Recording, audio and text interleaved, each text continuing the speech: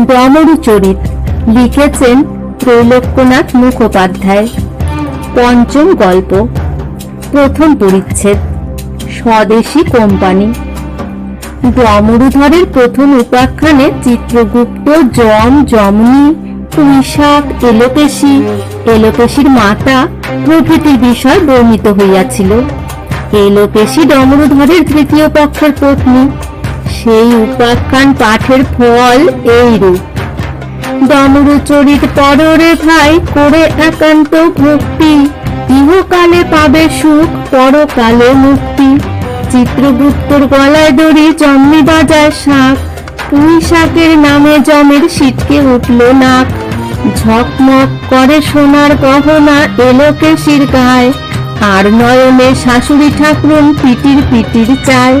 পয়সা দিয়া ডমরুচরিত কিনে রাখো ঘরে, ধর্ম অর্থ কাম মোক্ষ পাবে ইহার বরে। বর্তমান ডমরুধরের উপাখ্যানের ফলও সেই রূপ, বরং অধিক। প্রতি বৎসর পূজার সময় ডমরুধর বন্ধু বান্ধবের সহিত নানারূপ গল্প করেন। পঞ্চমীর দিন বৈকালে তাহার পূজার দালানে লম্বোদর, গজানন, হলধর প্রভৃতি বন্ধু বান্ধবের সহিত প্রতিমার নিকট তিনি বসিয়া আছেন। ডমরুধরের মুখের দিকে চাহিয়া লম্বোদর বলিলেন, একবার পুনরায় স্বদেশী কোম্পানি খুলিয়া তুমি অনেকগুলি টাকা উপার্জন করিয়াছ। ডমরুধর উত্তর করিলেন, হ্যাঁ ভাই, স্বদেশী কোম্পানি বৃথা যায় না, কিছু না কিছু দিয়া যায়। কিন্তু ভাই, সম্প্রতি আমি এক ঘোর বিপদে পড়িয়াছিলাম। সে বিপদ হইতে মা দুর্গা আমাকে রক্ষা করিয়াছেন। আমার প্রতি মায়ের অসীম কৃপা। বলিতে গেলে আমি মা দুর্গার বরপুত্র। লম্বোদর বলিলেন, সেবার স্বদেশী কোম্পানি খুলিয়া তুমি অনেক বাড়ি টাড়ি গরিব দুঃখীর টাকা হজম করিয়াছিলে। একবার মোকদ্দমা হইয়াছিল জানি, কি হইয়াছিল বলো দেখি। ডমরুধর উত্তর করিলেন, মোকদ্দমা স্বদেশী কোম্পানির প্রধান অঙ্গ। স্বদেশী কোম্পানি খুলিলে সকলকেই মামলা মোকদ্দমা করিতে হয়। যাহা হোক, এখন সব চুকিয়া গিয়াছে। এই নূতন স্বদেশী কোম্পানির বৃত্তান্ত এখন আমি তোমাদিগকে বলিতে পারি। ডমরুধর এইরূপ বলিতে লাগিলেন। গত বৎসর পূজার পর একদিন বেলা 10টার সময় আমি বাহিরে বসিয়া আছি। এমন সময় ব্যাগ হাতে করিয়া এক ছোকরা আসিয়া উপস্থিত হইল। তাহার বয়স 24 কি 25 বৎসর। রং অল্প গৌরবর্ণ, কালো গোপ আছে। দেখিতে সুশ্রী, ভদ্রলোকের ছেলে বলিয়া বোধ হইল। ব্যাগ হইতে 4টি শিশি সে বাহির করিয়া বলিল, এইটি ম্যালেরিয়া জ্বরের আরোগ, এইটি অজীর্ণ রোগের ঔষধ, এইটি বহুমূত্র রোগের ব্রহ্মাস্ত্র, আর এইটি মুখে মাখিলে রং ফর্সা হয়। প্রতি শিশির মূল্য 1 টাকা আমাকে প্রদান করুন। আমি বলিলাম, ঔষধে আমার প্রয়োজন নাই, তুমি বোকা লোকদের নিকট গমন করো, তোমার একটিও ঔষধ আমি ক্রয় করিব না। আমার কথা শুনিয়া সে চলিয়া গেল না। অতি সুমিষ্ট স্বরে সে ঔষধের গুণ ব্যাখ্যা করিতে লাগিল। সে বলিল, আমি 3টা পাস দিয়াছি। যে বিদ্যা শিখিলে নানা পদার্থ মিশাইয়া উত্তম উত্তম নূতন বস্তু প্রস্তুত করিতে পারা যায়, আমি সেই বিদ্যা শিক্ষা করিয়াছি। সেই বিদ্যা বলে আমি এই সব ঔষধ প্রস্তুত করিয়াছি। ইহাদের গুণ অলৌকিক। দিন কয়েক ব্যবহার করিলেই আপনার শরীরে কান্তি ফুটিয়া পড়িবে, আপনি নব যৌবন প্রাপ্ত হইবেন। উত্তর করিলাম, আমার ম্যালেরিয়া জ্বর নাই, অজীর্ণ ও বহুমূত্র রোগ নাই। আমি বৃদ্ধ হইয়াছি, রং ফর্সা হইবার সাধ নাই। তাহা ব্যতীত আমি বৃথা একটি পয়সাও খরচ করি না। তোমার ঔষধ আমি ক্রয় করিব না। আমাদের দুইজনে এইরূপ তর্ক বিতর্ক হইতে লাগিল।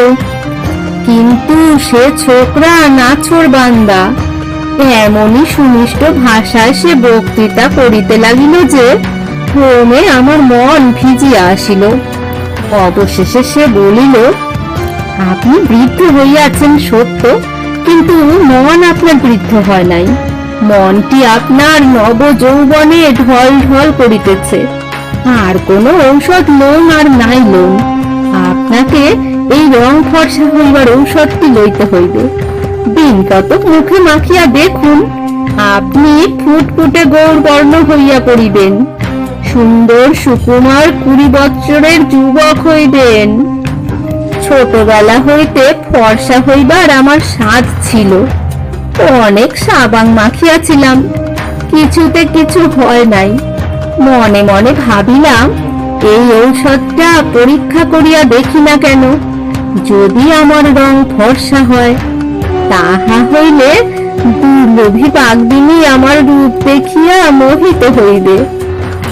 শিশির মূল্য 1 টাকা, কিন্তু সে আমাকে 8 আনায় দিল। মূল্য লইয়া সে কিছু দূর গিয়াছে।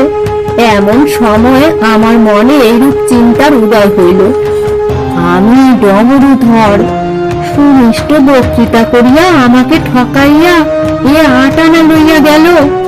এ সামান্য ছোকরা নয়, ইহার দ্বারা কি কোনরূপ কাজ করিতে পারা যায় না? এইরূপ ভাবিয়া আমি তাহাকে ডাকিলাম, আদর করিয়া আমার নিকট বসাইলাম। আমি বলিলাম, বাপু, তোমার নাম কি? সে উত্তর করিল, আমার নাম শঙ্কর ঘোষ। তাহার বাড়ি কোথায়, সে কি কাজ করে প্রভৃতি তাহার পরিচয় গ্রহণ করিলাম। তুমি 3টা পাশ দিয়াছ, 5 দ্রব্য মিশাইয়া নূতন বস্তু প্রস্তুত করিতে পারো। ঔষধ বেচিয়া কি হইবে? কোনো একটা লাভের বস্তু প্রস্তুত করিতে পারো না? কিছুক্ষণ নীরবে সে চিন্তা করিয়া আমাকে বলিল, পল্ল আসিয়া আপনার এ কথার উত্তর দিব। পরদিন সে ধবধবে চিকন কাগজ আনিয়া আমাকে দেখাইল। সে বলিল, এঁটেল মাটি হইতে আমি এই কাগজ প্রস্তুত করিয়াছি। 1 টাকার এঁটেল মাটি হইতে 10 টাকার কাগজ হইবে, 9 টাকা লাভ থাকিবে। প্রথম প্রথম যাহা অল্প খরচ হইবে, তাহা যদি আপনি প্রদান করেন, তাহা হইলে আমরা এক স্বদেশী কোম্পানি খুলিব। লাভ অর্ধেক আপনার, অর্ধেক আমার। এঁটেল মাটি ও কাগজ দেখিয়া আমি মনে মনে একটু হাসলাম। স্বদেশী কোম্পানি সম্বন্ধে আমার একটু অভিজ্ঞতা আছে। ভাবিলাম যে এ কাজ হালাগুলো বাঙালির উপযুক্ত বটে। তাহার প্রস্তাবে আমি সম্মত হইলাম। 4-5 দিন পরে আমরা দুইজনে কলিকাতা গমন করিলাম। ভালোরূপ একটা স্বদেশী কোম্পানি খুলিতে হইলে 2-4 জন বড় লোকের নাম আবশ্যক। আমরা তাহার জোগাড় করিলাম। একটি মিটিং হইল। এঁটেল মাটি ও কাগজের নমুনা দেখিয়া বড় লোকেরা ঘোরতর আশ্চর্য হইলেন। তাহাদের মধ্যে কেবল একজন বলিলেন, এঁটেল মাটি হইতে কাগজ প্রস্তুত হইতে পারে তাহা আমি জানিতাম না। আমি মনে করিতাম যে খড়ি মাটি দিয়া কাগজ প্রস্তুত হয়। শঙ্কর ঘোষ উত্তর করিলেন, খড়ি মাটি দিয়া হইতে পারে, কিন্তু তাহাতে খরচ অধিক পড়ে। কাগজ সম্বন্ধে ইহার এইরূপ গভীর জ্ঞান দেখিয়া অন্য সকলে তাহার প্রশংসা করিতে লাগিলেন। সেই যাহারা ইংরেজিতে বক্তৃতা করেন, যাহাদের বক্তৃতা শুনিয়া স্কুল কলেজের ছোড়াগুলো আনন্দে হাততালি দিয়া গগন ফাটাইয়া দেয়, আমরা সেইরূপ 2 জন বক্তার জোগাড় করিয়াছিলাম। তাহারা নিজের দিয়া কোমর আঁটিয়া রাখেন। তাহাদের একজন বক্তৃতা করিলেন। আমাদের কোম্পানির নাম হইল গ্র্যান্ড স্বদেশী কোম্পানি লিমিটেড। কয়েকজন বড় লোক ও উগ্র বক্তা ডাইরেক্টর বা পরিচালক হইলেন, কারণ এই সকল বড় লোক ও বক্তারা সকল প্রকার কারুকার্য ও ব্যবসা বাণিজ্য সম্বন্ধে ধুরন্ধর। ইহারা নাম জানেন না বিষয় নাই। শঙ্কর ঘোষ ইংরাজি ও বাংলায় কোম্পানির বিবরণ প্রদান করিয়া কাগজ ছাপাইলেন ও সংবাদপত্রে বিজ্ঞাপন প্রচার করিলেন। বিজ্ঞাপনে লেখা ছিল, যে ব্যক্তি 100 টাকার শেয়ার বা অংশ কিনিবে, প্রতি মাসে লাভ স্বরূপ তাহাকে 25 টাকা প্রদান করা হইবে। দেশে ধন্য ধন্য পড়িয়া গেল। সকলে বলিতে লাগিল যে আর আমাদের ভাবনা নাই, যখন এঁটেল মাটি হইতে কাগজ প্রস্তুত হইবে, তখন বালি হইতে কাপড় হইবে। বিদেশ হইতে কোনো দ্রব্য আর আমাদিগকে আমদানি করিতে হইবে না। দেশ টাকায় পূর্ণ হইয়া যাইবে। এই কথা বলিয়া কলিকাতার বাঙালিরা একদিন সন্ধ্যা বেলা আপন আপন ঘর আলোকমালায় আলোকিত করিল। প্রথম প্রথম শত শত লোক শেয়ার কিনিতে লাগিল। হুড় হুড় করিয়া টাকা আসিতে লাগিল। আমি কোষাধ্যক্ষ ছিলাম, টাকা সব আমার কাছে আসিতে লাগিল। কয়েক মাস গত হইয়া গেল। এঁটেল মাটি দিয়া শঙ্কর ঘোষ একখানিও কাগজ প্রস্তুত করিলেন না। মাসে যে 25 টাকা লাভ দিবার কথা ছিল, তাহার একটি পয়সাও কেহ পাইল না।